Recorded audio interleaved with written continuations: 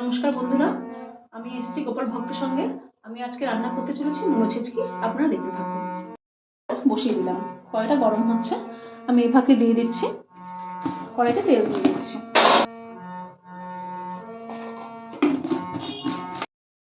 প্রথমে দিয়ে দিলাম শুকনো লঙ্কা, তেলের মধ্যে দুটো শুকনো লঙ্কা দিয়ে দিলাম। বন্ধুরা, আমি এখানে দিয়ে দিচ্ছি একটু সাদা জিরে। আমি কেটে রাখা আলুগুলোকে দিয়ে দিচ্ছি। এর মধ্যে আমি একটু দিয়ে দিলাম আলু ভাজাটার মধ্যে একটু নুন, একটু দিয়ে দেবো হলুদ। আচ্ছা, প্রথমে আমি দিয়ে দিচ্ছি এর মধ্যে লঙ্কা চেরা, তারপরে দিয়ে দিচ্ছি দুটো কেটে রাখা টমেটো, বাড়িতে নেড়ে করে দিচ্ছি।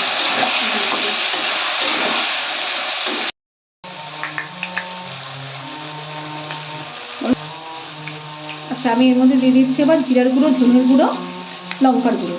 আমি ভিজিয়ে রেখেছিলাম। এবার আমি মশলাটা এখানে দিয়ে দিচ্ছি।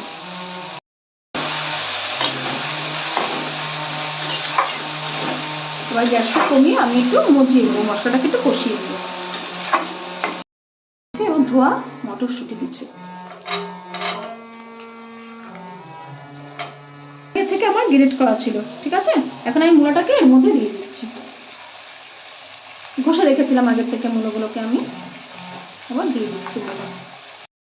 আমার কষানোটা হয়ে গেছে, এটা আমার মোটামুটি আমার রেডি।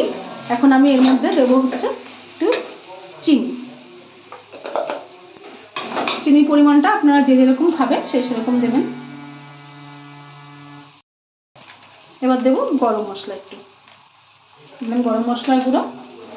আমি একটু নাড়াচ্ছি। এবার দিয়ে দেবো ধনে পাতা, দিচ্ছি ধনে পাতা।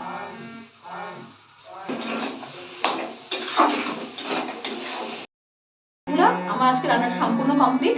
এটা আপনার রুটির সাথে, ভাতের সঙ্গে সবকিছু দিয়ে খেয়ে দেখতে পারেন। আপনার বাড়িতে ট্রাই করে দেখবেন।